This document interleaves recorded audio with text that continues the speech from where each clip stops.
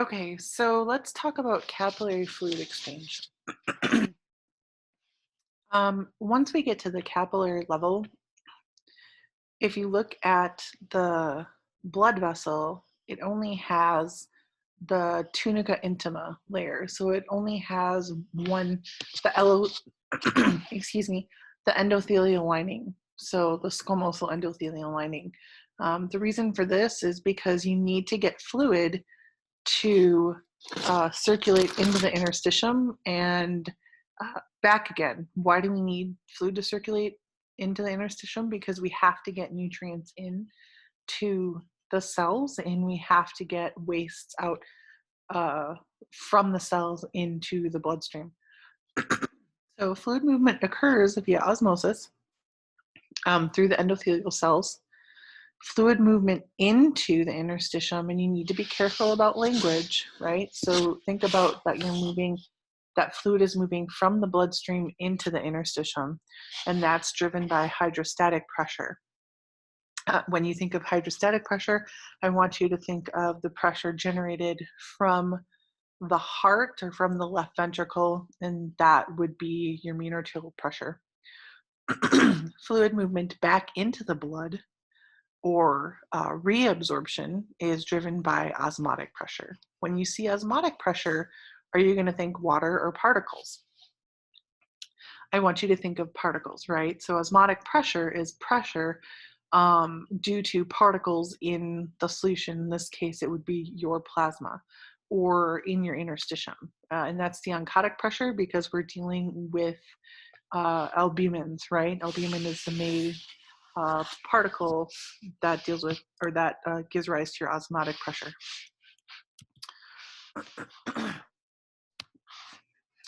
Okay, so filtration is movement of fluid from the blood into the interstitium. This is driven by, again, hydrostatic pressure. It's pressure in the blood vessel or mean arterial blood pressure. Filtration is going to force water and small solutes through gaps between the endothelial cells, and it leaves larger solutes like albumins stuck in the bloodstream. Why do albumins get stuck in the bloodstream? It has to do with the size of them, right? So they're too big, they can't fit through the endothelial cells, or they can't fit through those gaps.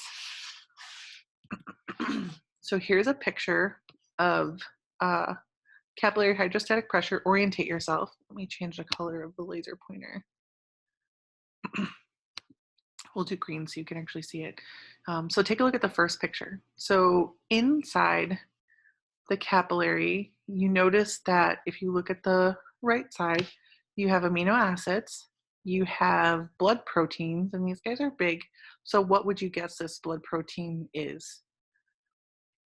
Right, so it should be albumins. And then you have glucose, and then you have ions. So give me an ion, like sodium, calcium, what have you, magnesium, potassium. All right, and so notice that these are endothelial cells because this is one cell layer of squamosal cells. It is a simple squamous endothelium, right? This is actually the capillary.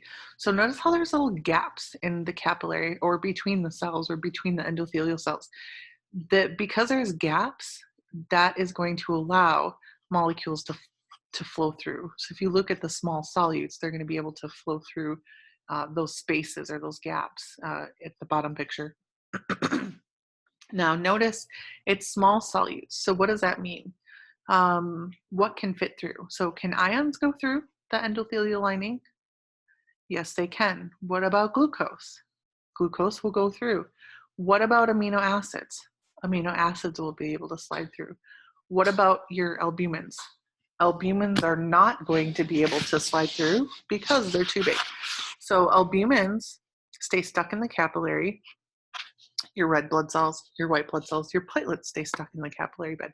Everything else is going to filter through into the interstitium, right? And once it gets to the interstitium, then make a note. Then your cells can take whatever they need, right? And then the cells are going to kick out waste into the interstitium.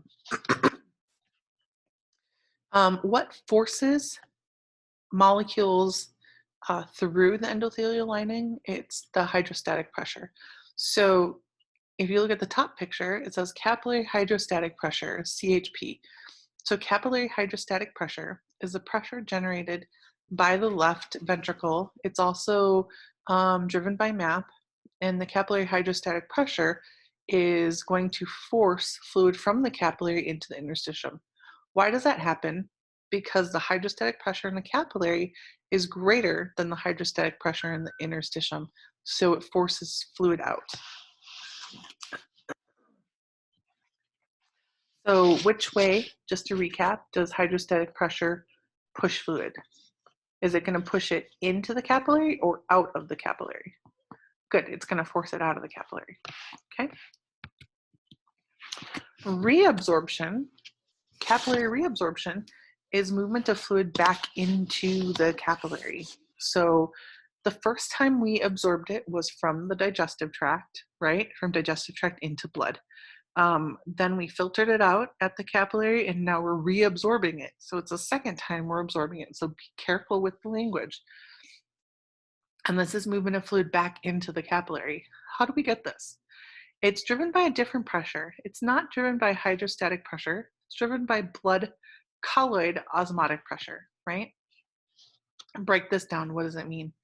Colloid osmotic pressure. Colloid is the size of the molecule, and it's an osmotic pressure, so it's pressure due to particles. So it's pressure due to particles that are colloid size. Which particle is that? It's going to be albumins, right?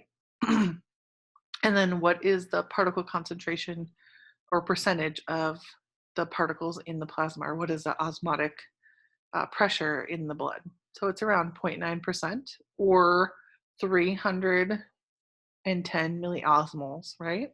So there's a slightly higher colloid osmotic pressure in the blood versus the interstitium. And so if you look at this, whichever side has the higher osmotic pressure, that's going to pull water towards it, right? So which side has a higher osmotic pressure?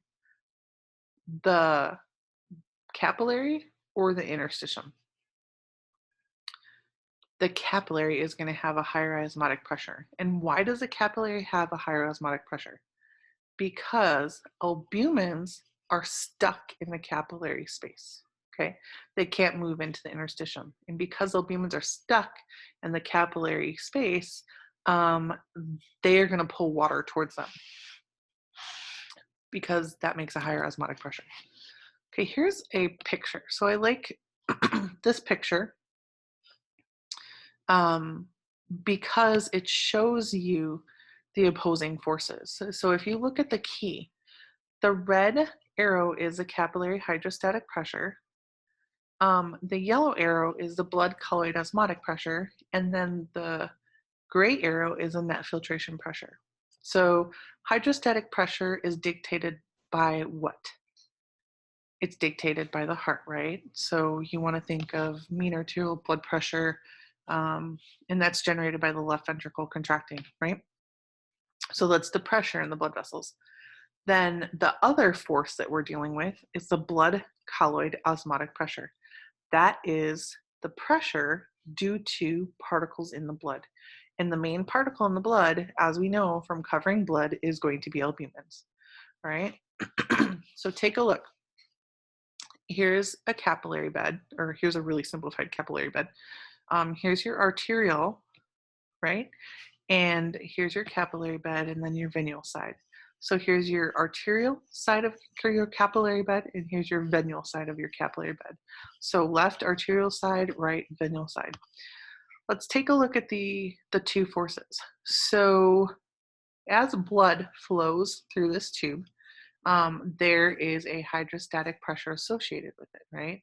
So hydrostatic pressure is forcing fluid out of the capillary. So how does that happen? Hydrostatic pressure is higher in the capillary and it's lower in the interstitium. And so hydrostatic pressure is going to force fluid out. All right. And notice what happens as we go through the length of the tube. So this red line or the red arrow indicates hydrostatic pressure. So it's 35 millimeters of mercury. In the middle, it's 25. And then at the end, it is 18. So what happens to hydrostatic pressure as you go through the length of the tube? Good, it decreases, right? So it goes from 35 to 18. Why does this happen? A couple of things. So there's less resistance as you go through the tube. You are losing fluid into the interstitium, and so there's less volume, and so there's less pressure, right? And that's the main reason. Take a look at the other force. So the other force that we see is the yellow arrow. What does the yellow arrow represent? It's going to represent blood colloid osmotic pressure, right? So osmotic pressure is forcing fluid back into the capillary. How does that happen? The osmotic pressure has to be greater in the capillary than in the interstitium to get fluid to move into the capillary, right? So what is this telling me? This is telling me that inside the capillary, we have more particles compared to outside the capillary. Why do we have more particles inside the capillary? What particle do we have inside the capillary that can't escape out into the interstitium? Okay, it would be albumin, right? So the major plasma protein is albumin. That stays in the capillary, and because that stays in the capillary is going to have a higher colloid osmotic pressure than the interstitium. So more particles in the capillary, fluid's going to move into the capillary, right? You're going to pull water towards it because water wants to dissolve the side with more particles. So blood colloid osmotic pressure is pulling fluid in. And notice it's the same number. It's 25 millimeters of mercury throughout the length of the tube, right? Okay, so how does this work? You have to take into consideration the capillary hydrostatic pressure and the blood colloid osmotic pressure. Whichever number is greater, that force wins and fluid's going to move in that direction. So take a look at the arterial side, the left side of your screen. So we have capillary hydrostatic pressure forcing fluid out, right? That's called filtration. But then we have osmotic pressure, blood colloid osmotic pressure pulling fluid back in. Which one is greater? The capillary hydrostatic pressure is. So what do we get? Do we get filtration or do we get reabsorption? What do we call forcing fluid out? Okay, good, we call that filtration. So the difference in these pressures is positive 10, right? So 35 minus 25 is 10. And that is positive, so that means it's favoring filtration. Or the net filtration pressure is a positive 10, favoring filtration. But I'm not going to have you guys calculate these. I could, but I'm not going to have you calculate these. But I want you to understand the theory behind this, okay? I want you to draw this out several times. I want you to understand why we get fluid moving out and how do we get fluid coming back in, or how do we get recall of fluid coming back in. In the middle, there's no fluid movement because the forces are equal and opposite. So capillary hydrostatic pressure is forcing fluid out, and blood colloid osmotic pressure is pulling fluid in, and they are equal forces, and so there's no fluid movement. At the venule side, we have reabsorption. How do we get reabsorption of fluid moving back into the capillary bed? Which number has to be higher? Hydrostatic pressure is always forcing fluid out. Osmotic pressure is always pulling fluid in. So obviously osmotic pressure has to be greater than hydrostatic pressure. So take a look. So hydrostatic pressure is 18, forcing fluid out. Osmotic pressure is 25, pulling fluid in. So which one is the greater pressure? Osmotic pressure, good. And so because this is the greatest and it's pulling fluid in, fluid is going to get, well, pulled in, and we call that reabsorption. If you take 18 minus 25, that gives us a -7. So the net filtration pressure is -7. This means that we're not filtering, that we're pulling fluid back into the capillary. So this sort of, this creates a little micro circulatory loop, right? So fluid leaves the capillary bed at the arterial end, and that's called filtration. And then the cells pick up whatever nutrients they need and kick out wastes, and then that stuff gets reabsorbed and back into the venule and then into general circulation. Capillary exchange at arterial end, fluid moves into interstitial fluid because of hydrostatic pressure is greater than blood colloid osmotic pressure. At venous end of capillary, fluid moves out of interstitial fluid because hydrostatic pressure is less than colloid osmotic pressure. Capillaries filter out more fluid than they reabsorb. So capillaries kick out about 24 liters a day, right? And they reabsorb 20 liters per day. So what are we missing?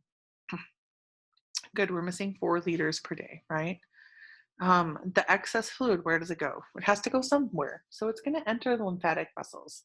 Lymphatic vessels are open-ended at the end, and they are going to let particles that can't get through the capillary from the interstitium. They're going to let these particles go into the lymphatic vessels.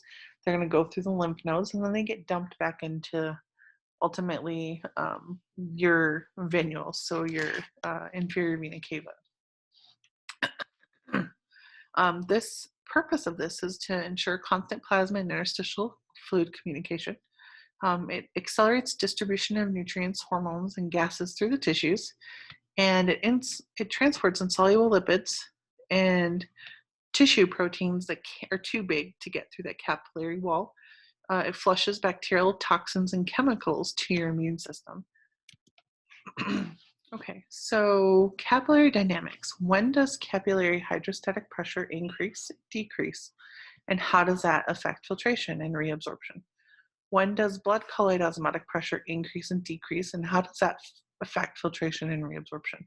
So what I would like you to do is I want you to draw your own picture. So I want you to draw your capillary bed. I want you to explain hydrostatic pressure forcing fluid out, and we call that filtration, and then blood colloid osmotic pressure pulling fluid back in, and that's called reabsorption. And I want you to think, what if capillary hydrostatic pressure increased? Would that make filtration greater, or would that make reabsorption greater? And what if capillary hydrostatic pressure decreased? What would that do? Would that affect filtration? Would that increase filtration or decrease filtration? Would it increase reabsorption or decrease reabsorption? This is something that you need to spend some time on and work through it. You need to draw your pictures and understand how you get filtration and reabsorption first. Then you need to think about, okay, what happens if hydrostatic pressure is higher, right? So what if I go running or I'm out exercising and hydrostatic pressure goes up, my blood pressure goes up? What happens to filtration at the capillaries? What happens to reabsorption? What if my osmotic pressure is higher? Let's say I've lost a lot of water. I've been sweating excessively. I've lost a lot of water. And your osmotic pressure is higher because you're dehydrated. How is that going to affect filtration and reabsorption? So take, some time to go through that. And this would be something that would be good for you to go over with me in office hours, or virtual office hours, or we will be having tutoring as well. So it's something that you should go through with me for tutoring.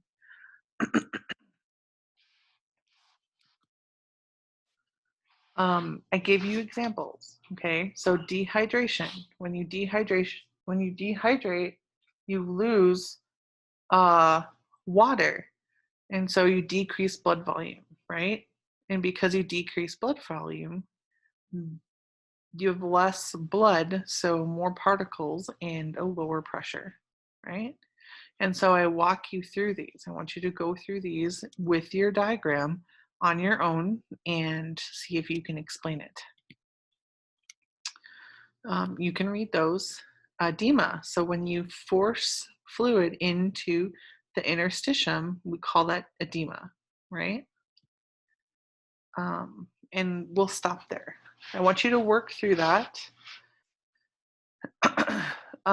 before you start this next portion, and then come and talk to me about it if you are stuck.